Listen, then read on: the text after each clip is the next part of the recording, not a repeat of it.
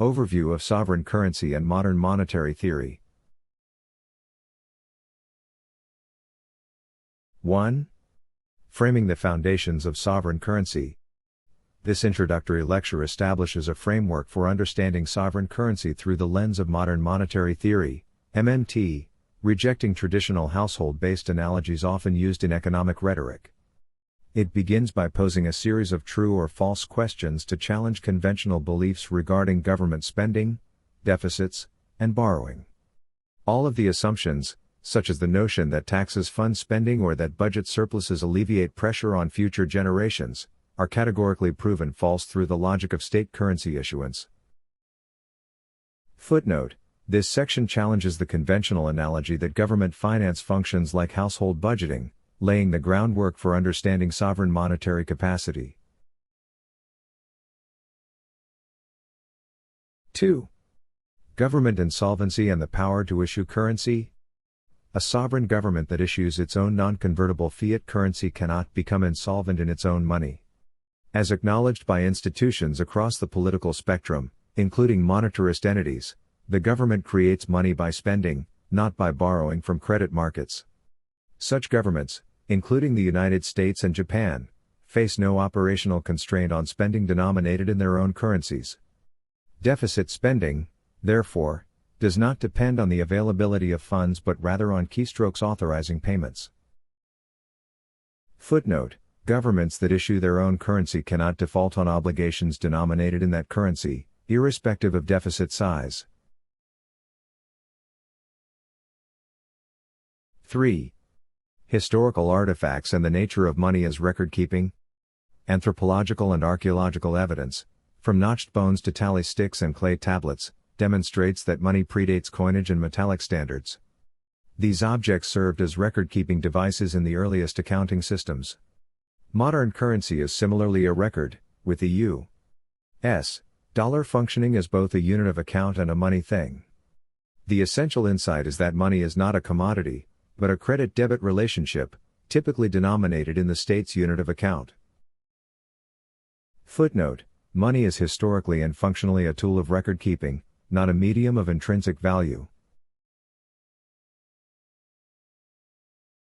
4. The role of state power and tax obligations in driving currency acceptance. Money derives its value not from intrinsic worth or fiat declaration alone, but from the state's power to enforce obligations, most notably, taxation, in its unit of account. The phrase taxes drive money encapsulates this principle. People accept currency because it is required to satisfy legal obligations imposed by the state. From tally sticks to modern banking reserves, state-enforced liabilities ensure currency circulation. Footnote: State authority to impose obligations, especially taxes, is the fundamental driver of currency demand. 5. Spending, taxation, and the electronic creation of currency. In modern sovereign systems, government spending precedes taxation. Spending occurs via electronic credits to commercial banks, which in turn credit individuals' accounts. Taxation merely reverses this process by debiting those accounts.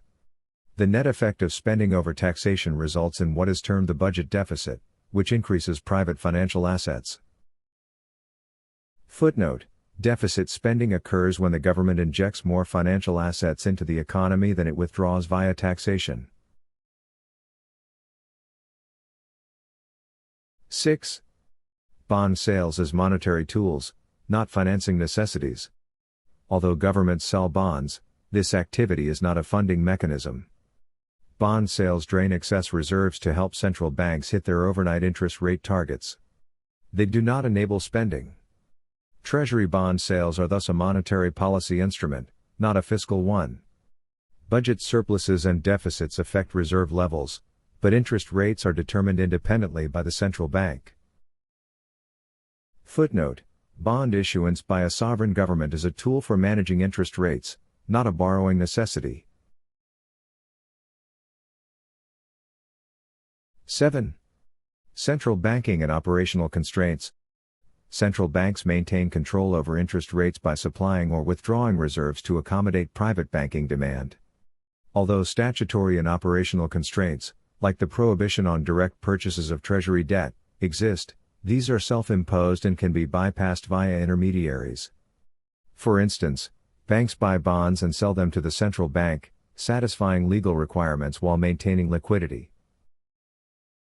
Footnote: Central banks use open market operations to meet reserve demand and enforce interest rate targets, regardless of legal constraints on direct bond purchases. 8. Functional finance and public policy implications.